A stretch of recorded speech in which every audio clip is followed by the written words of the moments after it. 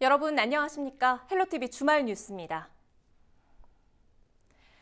탈북단체가 지난 22일 파주에서 대북전단을 살포했다고 주장했습니다. 경찰이 진위 여부를 파악하고 있는 가운데 추가 살포의 가능성까지 나오고 있는데요. 접경 지역 주민들은 북한이 전단을 구실로 도발을 해오지 않을까 걱정하고 있습니다. 접경지 현장 분위기를 이지훈 기자가 취재했습니다. 주민 200여 명이 사는 연천군의 한 마을. 면사무소 마당 한쪽, 땅이 움푹 파여 있습니다. 총탄이 날아든 흔적입니다. 지난 2014년 10월 북한군의 도발 흔적입니다. 당시 탈북자 단체가 대북전단을 풍선에 담아 날려보내자 북한군이 고사총 10여 발을 쐈는데 그중 일부가 면사무소 앞마당까지 날아든 것입니다. 다행히 인명피해는 없었지만 주민들은 5일 동안 지하 대피소에서 지내야만 했습니다. 전쟁 났다고 그냥 관공서에서 빨리 저 빵가루 들어가라 그래가지고선 여기 놀러 왔던 사람들까지 싹 끌어다가 거기다 넣고 한 5일 있었잖아. 안 된다. 민주평화통일자문회의 접경지역 12개 협의회가 공동 입장문을 발표했습니다. 북한을 생각하기보다 우리 접경 지역에 계시는 주민들에게 편안한 삶을 뺏어가는 그런 행위가 아닐까. 하지만 탈북단체는 지난 20일 파주에서 대북전단 살포를 강행한 것으로 알려졌습니다. 추가 살포 가능성까지 나옵니다. 저 멀리 북한이 내려다 보이는 곳, 해발 205m 연천 옥녀봉입니다. 대북전단 예상 살포 지점 중 한 곳으로 꼽히는 곳입니다. 현재 이 주위에 경찰이 배치돼 탈북단체의 기습 살포에 대비하고 있습니다. 현재 경기 북부 5개 시군 주요 전단 살포 지점에 경찰 800여 명이 배치돼 있습니다. 지난주 탈북단체 대표의 집을 기습 방문해 전단 살포용 가스통을 압수한 경기도는 대북전단 살포를 불법 행위로 간주하고 엄격히 처벌하겠다고 밝혔습니다. 헬로티비 뉴스 이지훈입니다.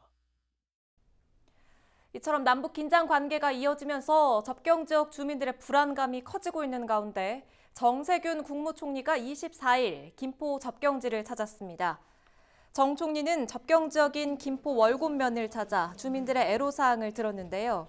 정 총리는 이 자리에서 대북전단으로 촉발된 남북 긴장 관계가 주민들을 불안하게 하고 있다며 관련 단체는 당장 살포 행위를 멈춰야 한다는 입장을 밝혔습니다. 또 주민의 치안을 챙겨야 할 경찰이 일부 단체들의 전단 살포 행위를 막고 있어 안타깝다면서도 모든 방법을 동원해 전단 살포를 막겠다고 주민들에게 약속했습니다. 한편 이날 정 총리는 전단 살포 지점으로 꼽힌 장소를 돌아보고 대북 전단 살포를 막기 위해 동원된 경찰 병력을 격려하기도 했습니다. 60주년 결혼 기념일을 회혼이라고 하는데요. 특별한 회혼식을 올린 노 부부가 있습니다. 6.25 전쟁에 참전했다 결혼식도 못 치르고 60년을 넘게 산 부부인데요. 90이 넘어서야 첫 결혼식을 올렸습니다. 이지훈 기자입니다. 참전 유공자 박경복 씨. 1950년 당시 19살 나이에 6.25 전쟁에 참전했습니다. 전쟁 직후 지금의 아내와 간단한 혼인식만 치르고선 60년 넘게 살았습니다. 결혼 사진 하나 남기지 못한 게 평생 마음에 걸렸습니다. 남과 같이 다 해줘야 되고 데려와야 되는데 이제 그게 못 되니까 미안하죠. 넥타이에 재킷까지 박 씨가 모처럼 멋지게 차려입습니다. 오늘 할아버지 멋있으세요? 아주 멋있다고요? 60년을 넘게 기다렸던 결혼식. 방문이 열리자 신랑 신부가 등장합니다.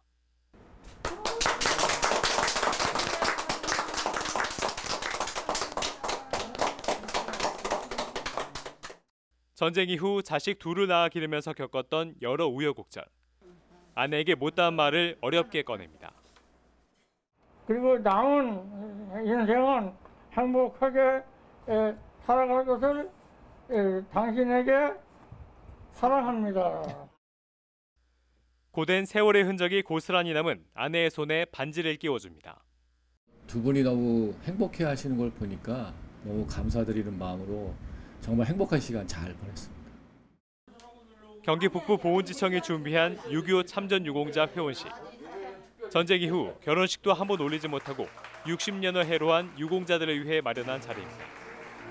지난해까진 대형 웨딩홀을 빌려 참전 유공자 부부를 초청해 회원식을 열었는데 올해는 코로나19 여파로 찾아가는 회원식으로 대체했습니다. 국가를 위해서 희생하고 우리 사회를 또 이렇게 잘 만들어오고 경제를 일으키기 위해서 노력해 오다 보니까 이런 기회를 가질 수가 없었던 거죠. 그래서 저희가 이제 어르신들을 살펴드리는 일환으로 해서 이런 행사를 마련하게 됐습니다. 경기 북부 보훈지청의 지원을 받아 60년 만에 결혼식을 올린 참전 용사 부부는 지난 7년간 모두 100상에 달합니다. 전쟁의 아픔을 극복하고 60년 만에 이룬 사랑의 결실. 노부부의 주름진 얼굴에서 피어난 웃음꽃이 보훈의 의미를 되새기게 합니다. 헬로티비 뉴스 이지훈입니다. 6.25 전쟁 이후 70년이 지났습니다. 참전 용사들은 그날을 어떻게 기억할까요? 또 참전 용사들이 우리 세대에 전하고 싶은 이야기는 무엇일까요? 인천보훈지청이 전시회를 통해 참전 용사들의 메시지를 공개했습니다. 코로나19 확산을 막기 위해 온라인과 오프라인 전시를 함께 진행하고 있는데요. 김진재 기자가 참전 용사들의 메시지를 정리했습니다.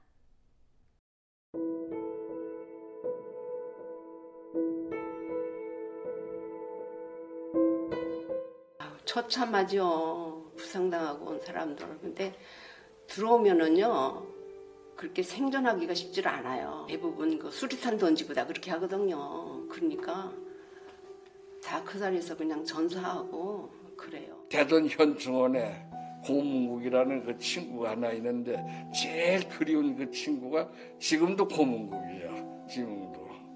그 1220고지에서 마지막 고문국 하면서 불렀던 그 소리를 거기서 내가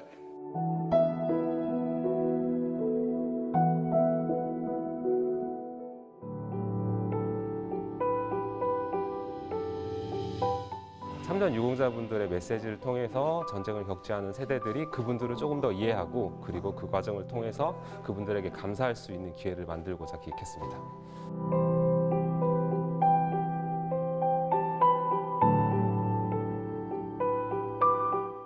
역사를 바로 알아야 전쟁이라는 게 어떤가 알고 그 역사를 계기로 해서 우리 후세들이 좀 더 우리나라를 어떻게 해야 부강한 나라가 되고 딴 국가에서 절대적으로 남볼 수 없는 그러한 국가가 돼야 되지 않겠나 이렇게 생각합니다. 밝은 사회를 이끌어 주실 것을 부탁드립니다. 전쟁 없이 평화가 되는 나라 이걸 만들어주면 제일 좋아요. 네, 그걸 바라고 있습니다. 우리.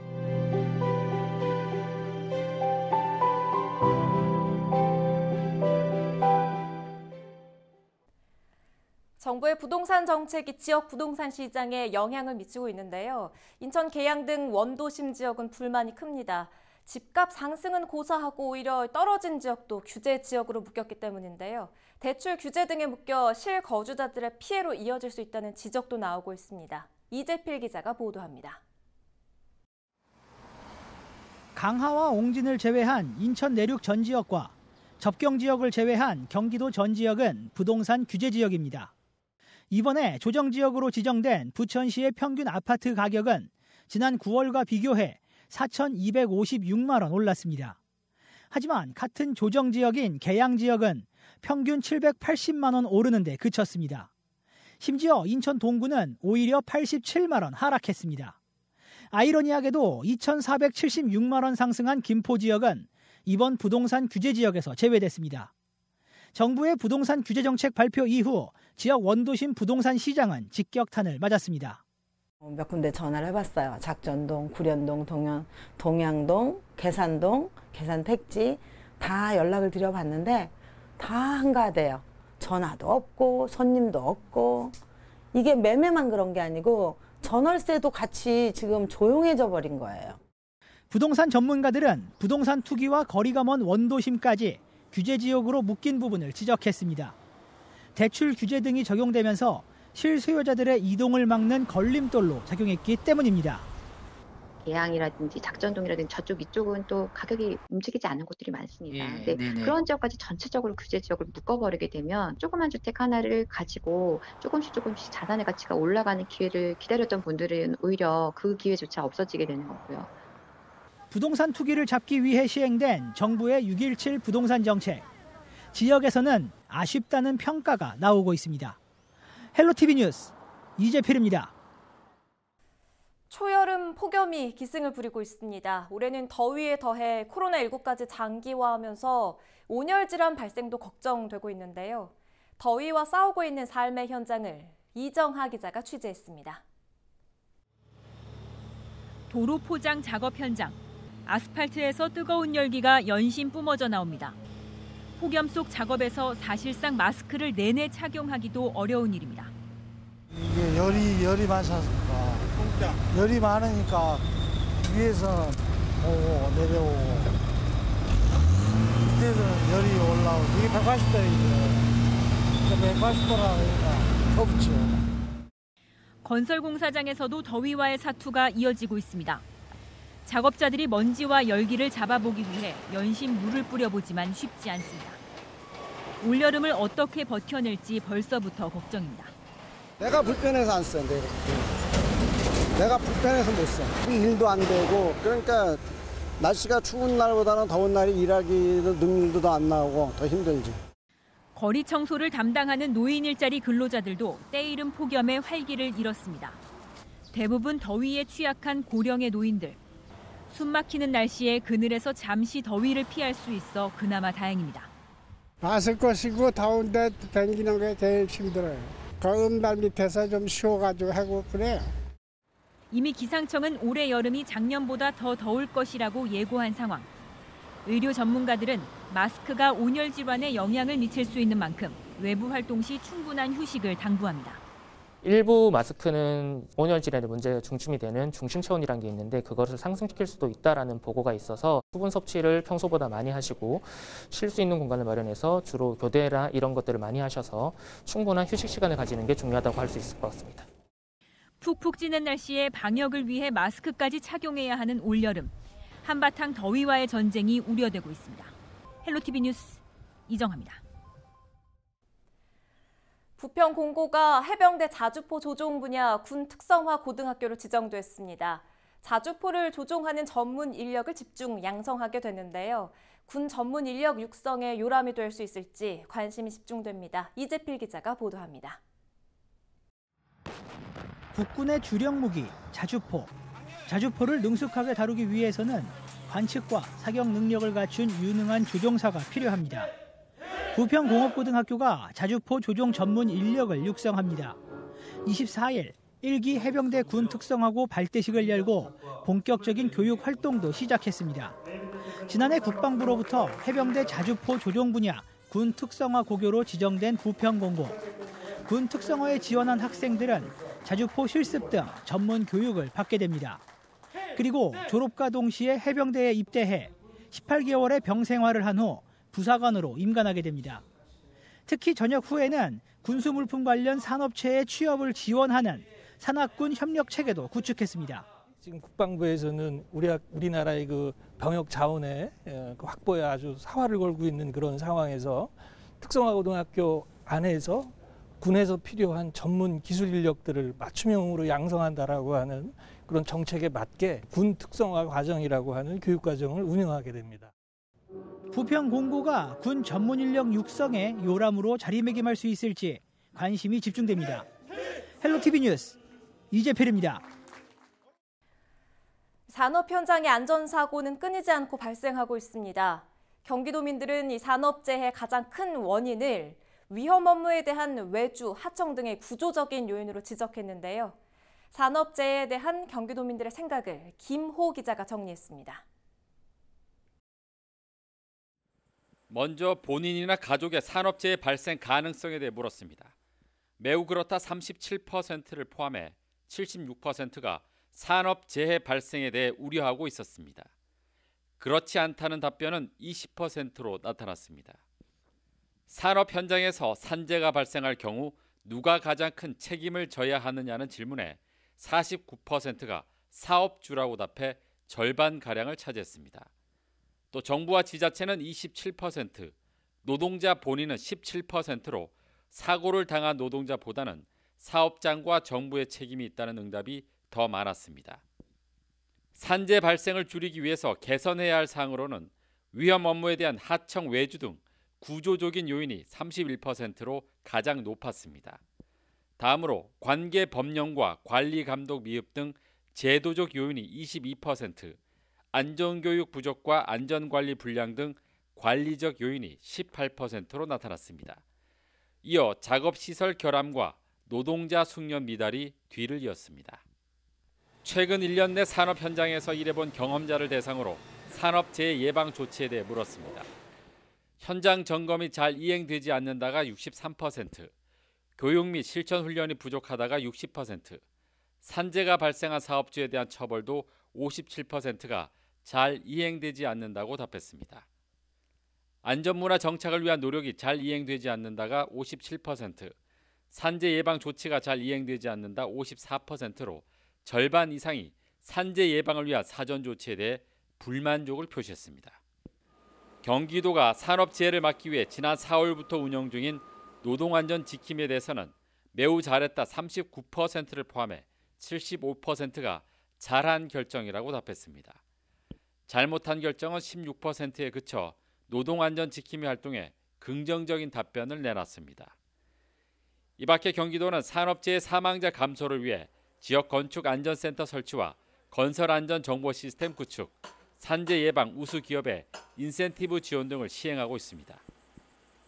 이번 조사는 경기도가 여론조사기관인 리얼미터에 의뢰해 지난 4일부터 6일까지 사흘간 19세 이상 도민 2,000명을 대상으로 자동 응답 방식으로 진행됐으며 95% 신뢰 수준의 표본 오차는 플러스 마이너스 2.2%포인트입니다. 헬로티비 뉴스 김호입니다.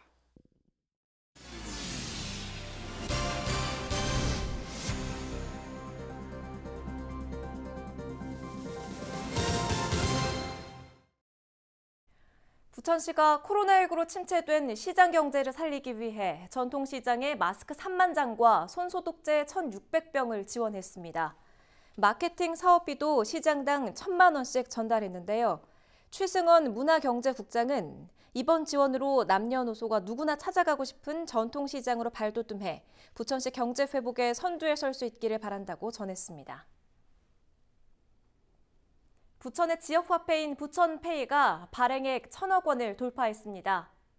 부천시는 이달까지 일반 판매는 427억 원, 정책 발행 573억 원 등 부천페이가 모두 1,000억 원 이상 발행됐다고 밝혔습니다. 또 카드는 지금까지 21만 2천여 장이 발급됐고 사용액은 80%를 넘어섰습니다. 이에 따라 시는 다음 달 말까지 구매 한도와 인센티브를 각각 100만 원과 10%로 특별 상향했습니다. 부천시는 코로나19 확산에 따라 지역경제 침체에 대응하기 위해 일반 판매와 더불어 재난기본소득 등의 정책 지원금을 부천페이로 발행해왔습니다. 김포시가 정부 긴급 재난지원금을 신청하지 않은 가구에 찾아가 지원금 신청을 돕습니다. 김포시는 재난지원금 미신청 가구 가운데 신청 방법을 모르는 노인이나 장애인 가구 같은 취약계층 가구가 많을 것으로 보고 다양한 방법으로 신청을 돕고 있습니다. 이에 따라 전화나 문자, 우편을 통해 지원금 신청을 돕고 가정에 직접 방문해 지원금 신청을 도와주는 방문 서비스도 제공하고 있습니다. 한편 이달까지 김포에서 정부 긴급 재난지원금을 신청한 가구는 17만여 가구로 4천여 가구는 아직 신청을 하지 않은 것으로 파악됐습니다. 김포 마곡 시암도로 일부 구간 왕복 2차로 공사가 끝났습니다. 이번에 공사가 마무리된 곳은 김포 하성면 마곡리 도심지와 석탄리 마을 사이 2.5km 구간입니다. 왕복 2차로로 만들어진 이번 도로는 농기계 통행에 지장이 없도록 갓길 여유 공간을 확보한 점이 특징입니다. 김포시는 교통량에 비해 도로폭이 4, 5m로 좁다는 지적에 따라 해당 구간 확포장 공사를 진행해왔습니다. 인천시가 스마트 도시 계획을 수립했습니다. 스마트 도시는 첨단 ICT 기술을 활용해 교통 문제와 에너지 부족 등 각종 도시 문제를 해결하는 것을 목표로 하고 있는데요. 인천시는 지난해 3월 관련 용역을 시작했고 지난 6월 1일 국토부의 최종 승인을 얻어냈습니다. 이상으로 헬로티비 주말 뉴스를 모두 마칩니다. 시청해주신 여러분 고맙습니다.